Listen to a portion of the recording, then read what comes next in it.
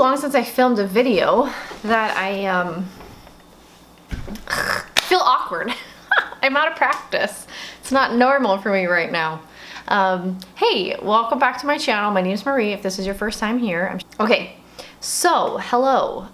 Yes, it's been a while since I filmed a video. I apologize about that. I had family in town. We were totally redoing the room for my kids, and then I got the stomach flu. So that was bam, bam, bam, bam, bam, and I just took a break.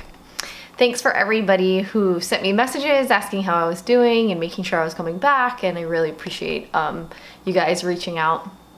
So anyway, this is Green Beauty Intel. We talk about all things green beauty, kind of related to green beauty, problems in green beauty, and today we're talking about vitamin C powders. I'm going to warn you up front that a lot of this is my opinion. Just kind of analyzing it. I actually do have a vitamin C product that I picked up recently this month, and I'm going to talk about kind of my mindset a little bit in choosing a vitamin C product. And then I wanted to let you guys know too that I'm going to have a couple fun videos coming up here, including kind of like a what's been up with me lately, like how come I've been a little bit more inconsistent posting in the last couple months, and that should be out after the week of the 5th of December. So I'll kind of update you guys on everything. It'll be kind of like a Monday mix plate, and I'll just kind of talk, and I think we're gonna do a home tour too. So anyway, let's jump into vitamin C powders. Now, first off, let's just start with vitamin C. It is a holy grail ingredient, okay? For a lot of skincare junkies, they have a vitamin C product in their arsenal. Now, vitamin C is kind of a tricky ingredient. So if you're new to vitamin C, let's just start with some of the basics. Number one, it can brighten and tighten. It's supposed to help with hyperpigmentation, and it's supposed to stimulate and be part of an essential part of collagen. Some people have great results with it, some people see nothing. Previously, I've kind of seen nothing from using vitamin C, so I haven't really been that into trying a lot of those types of products. Now, if you don't know, I have dry, mature skin. I rarely, if ever, have acne. As you can see, I do have a lot of hyperpigmentation. You would think that vitamin C would be an ingredient I would be drawn to. However, I have melasma, which is a very, very tricky form of hyperpigmentation, and I live in the tropics.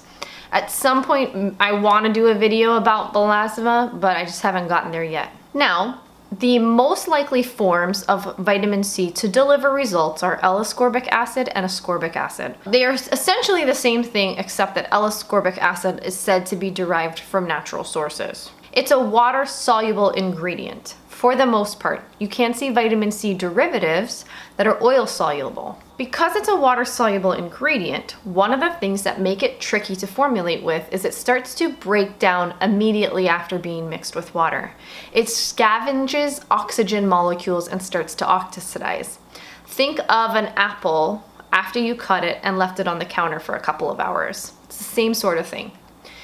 Now, that makes formulating with vitamin C tricky, and it also makes purchasing vitamin C products tricky because you don't want to spend a lot of money on a product that could potentially oxidize and you've like wasted 50 bucks, right?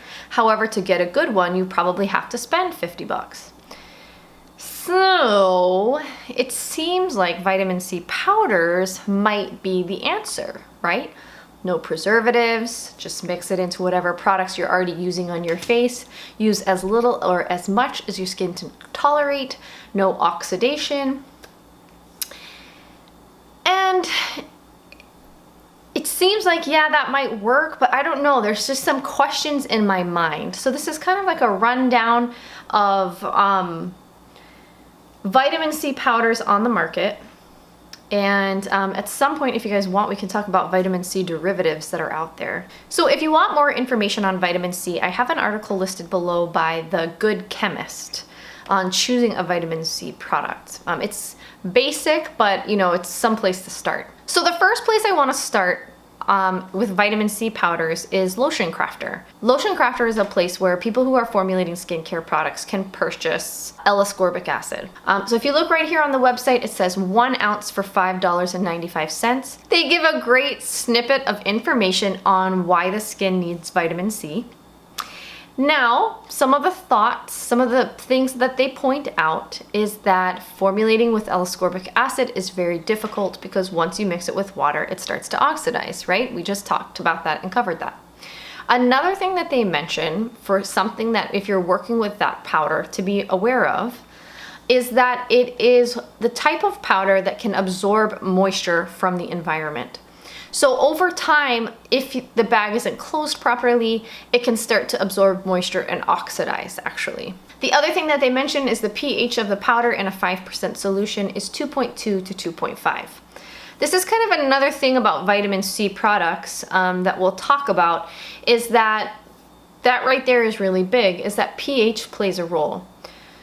So to keep it semi-stable, or how vitamin C likes to be formulated, so they say, this article on The Good Chemist actually kind of disputes that, is that for vitamin C products to be effective, they need to have a pH of around 3.5 or less.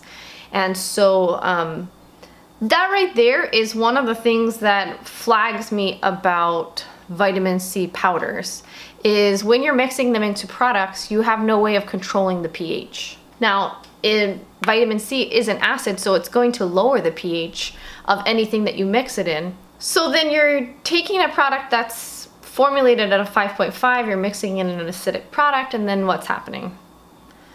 You know? There just seems to be a lot of questions to me on what happens with that powder when you mix it into something and then apply it to your face. Is it gonna start oxidizing on your face? Because it actually can. So there's some basic questions right there that just kind of come off my mind from Lotion Crafter's site. So now let's look at a conventional product. There's one by the brand called Philosophy Turbo Booster C Powder. Now when you read the ingredients list, and I have it listed below, it reads more like a powdered serum. So it has ascorbic acid, panthenol, copper PCA, aloe leaf juice. It's $39 for 0.25 ounces. The directions say to mix 1/2 to 1 scoop of the included scoop of the powder in your hand with your serum or moisturizer. So my thoughts are right there, that's a lot more expensive than what we saw Lotion Crafter charging for l-ascorbic acid, and it's basically like a powdered serum. What is the point of a powdered serum? Why wouldn't you just buy that as a serum? Okay? All right. Now let's move on to the Ordinary, because I think the Ordinary really popularized vitamin C powders. So they sell an l-ascorbic acid product, 20 grams for $5.80. Now here's the thing. I personally might not purchase a vitamin C powder because I don't really see the point. However, on the Ordinary site, there's like 5,000 reviews of people giving it 5 stars.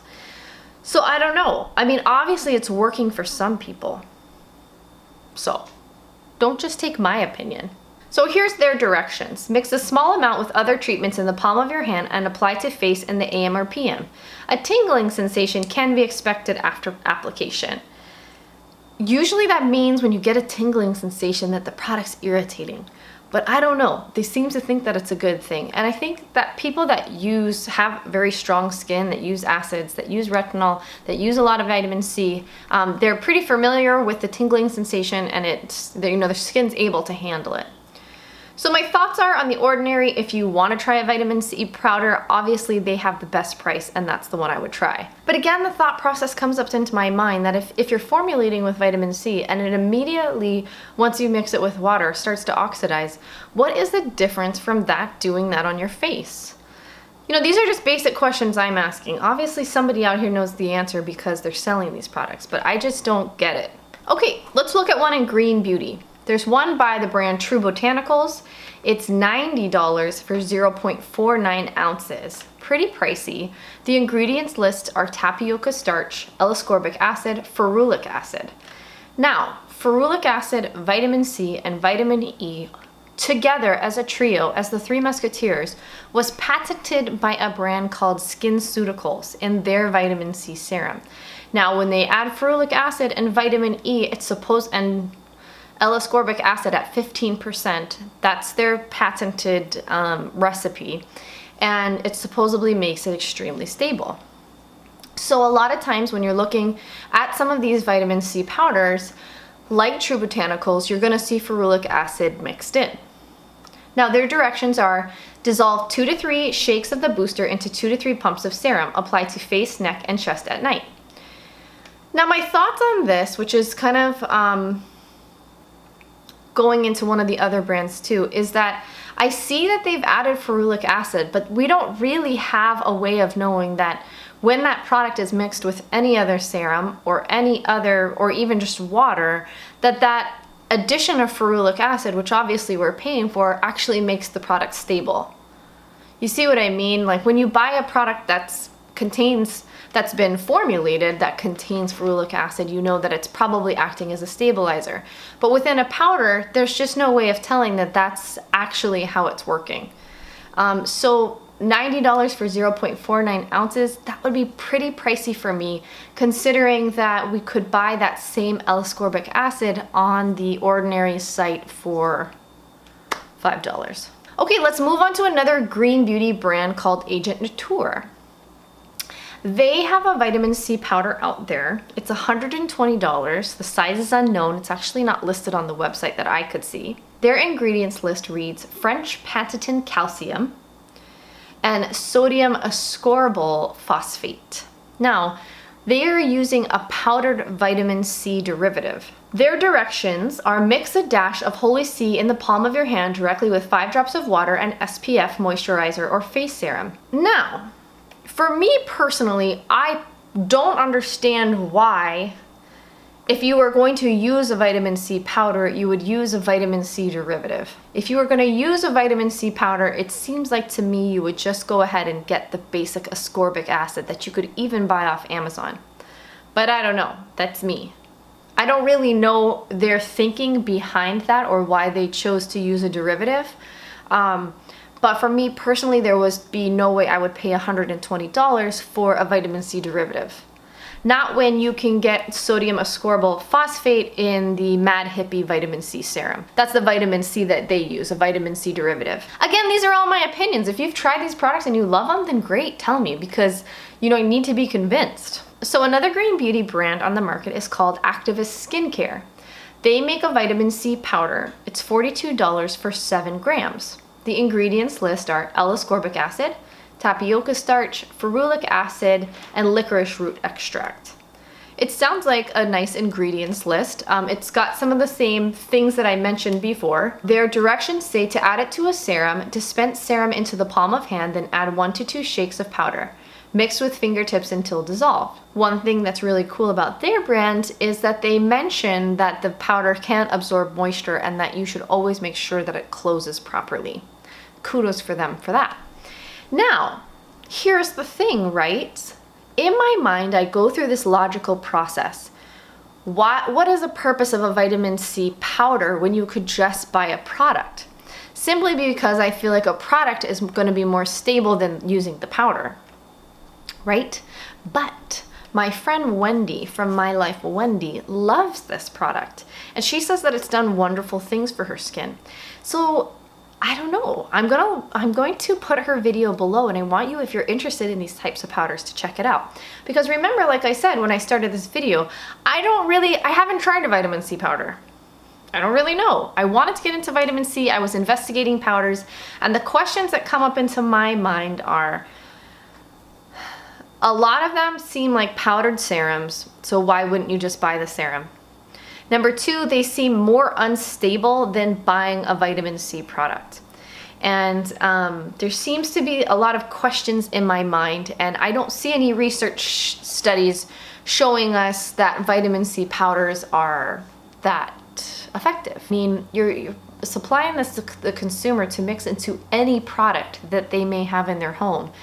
It just doesn't seem like a very exact science to me. And it seems like if you want the benefits from vitamin C, then you would just go about getting a nice product. okay? Now, what am I doing about vitamin C in my current routine? Because like I said, I want to try it. Where did I go when I wanted to buy vitamin C? Why, Garden of Wisdom, of course. I also want to mention that I have a video where I try Michelle from Lab Muffin. She has a vitamin C video, and I will list that below where you can do a DIY serum. I didn't have the greatest of luck with that. I didn't like it. It smelled like copper. And so anyway, but I know other people that have tried it, and it's really easy, it's really cheap. So I went to Garden of Wisdom and I picked up, because I've been having, my skin's kind of been irritated with me lately, and I'll go into that more in my video later on, but I've been having, you know, congestion up here on my forehead again. So I picked up some 10% fruit acid exfoliating pads from Garden of Wisdom.